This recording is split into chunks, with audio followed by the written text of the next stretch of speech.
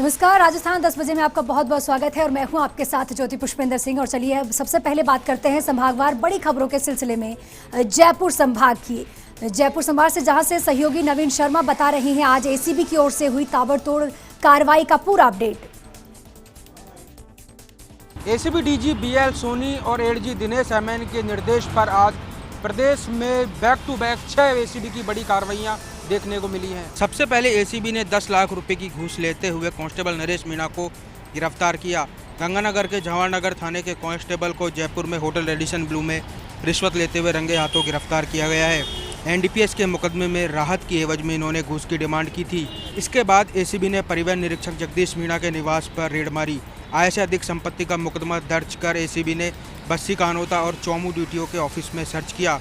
थोड़ी देर बाद ही गंगानगर एसीबी ने राजस्व पटवारी दीपेश कुमार को एक पुराने प्रकरण में गिरफ्तार किया। उदयपुर के झल्लारा में भी एसीबी ने एसएचओ रमेश चंद्र को 35,000 रुपये की रिश्वत लेते हुए, साथ ही एक दलाल और एक कांस्टेबल को एसीबी ने रिश्वत लेते हुए गिरफ्तार किया। आरोपियों ने बजरी का भरा ड्रम छोड़ने की एवज में रिश्वत की डिमांड की थी। इसके बाद एसीबी ने अजमेर के रामगंज थाने में एएसआई बाबूलाल को 15,000 की घूस लेते हुए गिरफ्तार किया।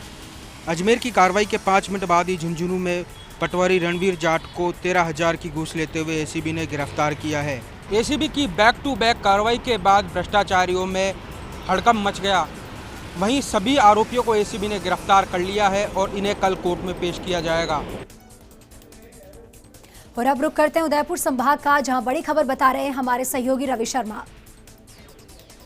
उदयपुर भ्रष्टाचार निरोधक ब्यूरो की टीम ने आज एक बड़ी कार्रवाई को अंजाम दिया।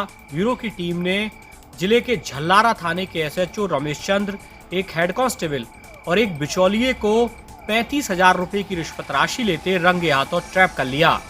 दरअसल इन आरोपियों ने रिश्वत की ये राशि परिवादी से उसका बजरी से भरा डंपर छोड़ने की एवज में मांगी थी। उदयपुर भ्रष्टाचार निरोधक ब्यूरो की टीम ने आज एक बड़ी कार्रवाई को अंजाम देते हुए जिले के झल्लारा थाने के SHO Ramesh Chandra, head constable Brijmohan Meena और एक अन्य व्यक्ति को 35,000 रुपए की रिश्वत राशि लेते रंगे हाथों ट्रैप कर लिया। दरअसल आरोपी थानाधिकारी और हेड कांस्टेबल ने परिवादी से उसका बजरी से भरा डंपर छोड़ने की एवज में 50,000 रुपए की रिश्वत मांगी थी, जिस पर सौदा 35,000 रुपए में तय हुआ। आरोपियों ने परिवादी से 2,000 रुपए पूर्व में ही ले लिए थे और आज बाकी की रिश्वत राशि लेते एसीबी के हत्थे चढ़ गए।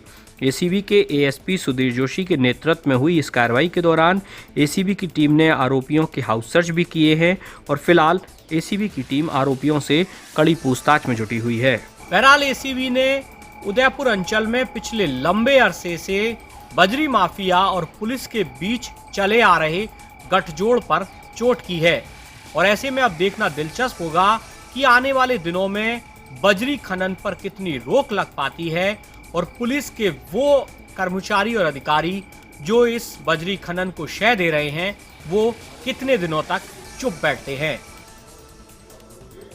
और अब बात करेंगे अजमेर संभाग की, जहां इस वक्त बड़ी खबर बता रहे हैं मेरे सहयोगी कौशल जैन। जमीनी विवाद के फर्जी दस्तावेजों में राहत देने के लिए 1 लाख रुपए की घूस की राशि की पहली किस्त लेते हुए रामगंज थाने का एएसआई चढ़ा एसीबी के हत्थे। थाने के बाहर चाय की गुमटी पर हो रही थी घूस की राशि की सौदेबाजी। अजमेर के रामगंज थाने पर तैनात एएसआई बाबूलाल को एसीबी की टीम ने 15,000 रुपए की रिश्वत लेते रंगे हाथों गिरफ्तार किया है। थाने में दर्ज जमीनी विवाद के फर्जी दस्तावेज मामले में लिप्त ऋषभ से बाबूलाल ने 1 लाख रुपए की राशि मांगी थी, जिसकी पहली किस्त 15,000 रुपये लेते हुए एसीबी ने उसे गिरफ्तार कर लिया। थाने के बाहर बनी चाय की गुमटी पर ऋषभ से घूस की रकम 15,000 रुपये की रिश्वत लेते रंगे हाथों गिरफ्तार कर लिया गया। एसीबी ने 15,000 की नकदी जब्त कर मामले की पड़ताल शुरू कर दी है। ब्यूरो के डीएसपी महिपाल चौधरी ने बताया कि पड़ताल भी शुरू कर दी गई है। फिलहाल मामले में किसी और भी अधिकारी की मिलीभगत सामने नहीं आई है, लेकिन जिसकी भी लिप्तता पाई गई उसे भी बख्शा नहीं जाएगा। एसीबी कल भ्रष्ट एएसआई को कोर्ट में पेश करेगी। सेवानिवृत्ति के नजदीक आए एएसआई बाबूलाल को उसकी की गई शिकायत पड़ी नौकरी पर भारी।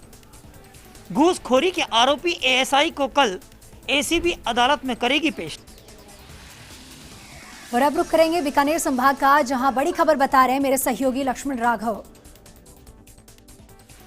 बीकानेर में लगातार बढ़ते अपराधों के बीच आज सुखद खबर आई जब गोली मारकर व्यापारी की हत्या के मामले में एक आरोपी की गिरफ्तारी हुई है।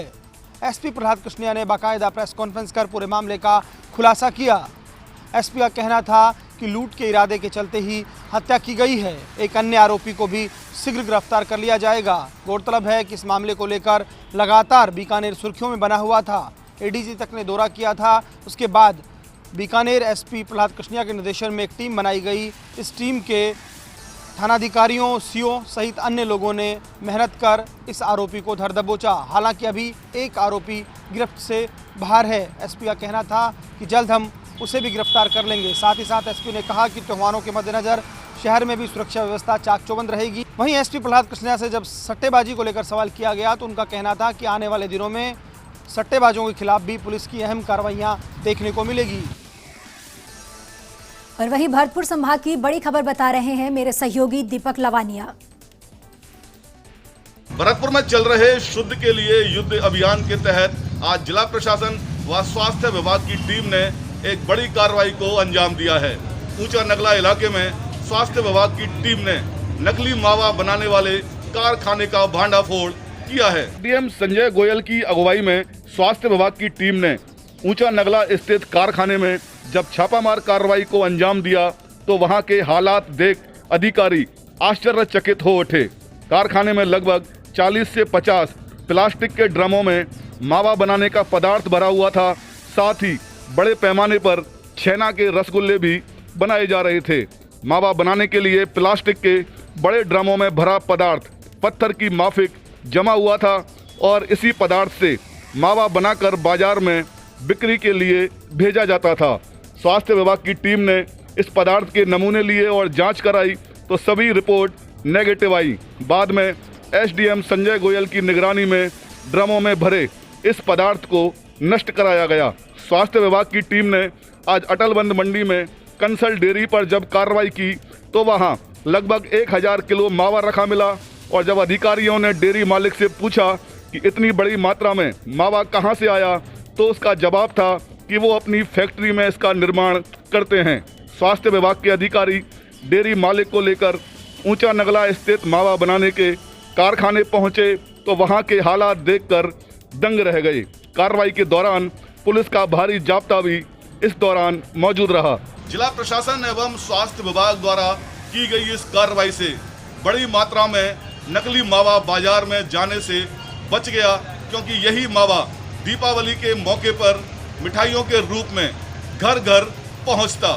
फिलहाल सरकार के इस अभियान से मिलावटखोरों में जोरदार हड़कंप मचा हुआ है।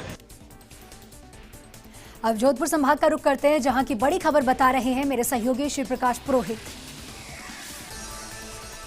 नगर निगम उत्तर के लिए थमा चुनाव प्रचार का शोर। अब घर घर जाकर प्रत्याशी कर रहे हैं मतदाताओं की मनोहार। जोधपुर नगर निगम उत्तर के लिए आज शाम 5:30 बजे चुनाव प्रचार का दौर थम गया। 29 अक्टूबर को मतदान होना है। मतदान से एक दिन पूर्व अब सभी मतदाता के प्रत्याशी हैं वो मतदाताओं के घर घर जाकर मत मांग रहे हैं। चुनाव प्रचार के दौरान जहां भाजपा के केंद्रीय नेता गजेंद्र सिंह शेखावत ने पूरी चुनाव प्रचार की कमान संभाले रखी तो वहीं कांग्रेस की ओर से एआईसीसी सदस्य वैभव गहलोत ने चुनावी प्रचार की कमान थामी। दोनों ही पार्टियों ने इन चुनाव को लेकर पूरा दमखम लगाया है तो वहीं आरएलपी और अन्य निर्दलीय पार्टियों ने भी चुनाव प्रचार में कोई कसर नहीं रखी है। 29 अक्टूबर को मतदान होना है। अब देखना होगा कि दोनों ही पार्टियों ने जिस मेहनत के साथ चुनाव प्रचार किया है किस पार्टी के पक्ष में यह चुनाव प्रचार का रिजल्ट जाता है। पर अब रुक करते हैं कोटा संभाग का जहां इस वक्त बड़ी खबर बता रहे हैं मेरे सहयोगी भंवर एस चारण।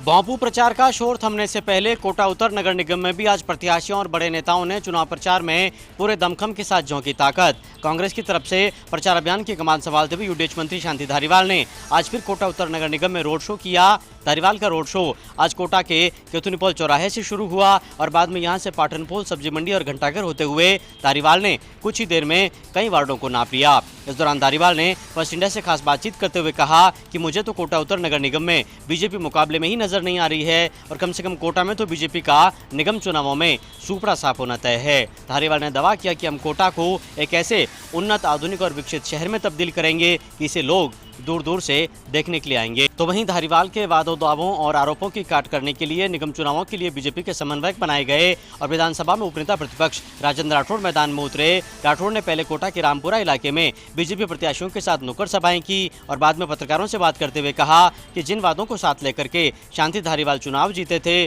कांग्रेस सत्ता में आई थी, उन वादों को पूरा करने में नाकाम रहे हैं और इसीलिए कोटा के दोनों निगमों में बोर्ड तो बीजेपी का ही बनेगा।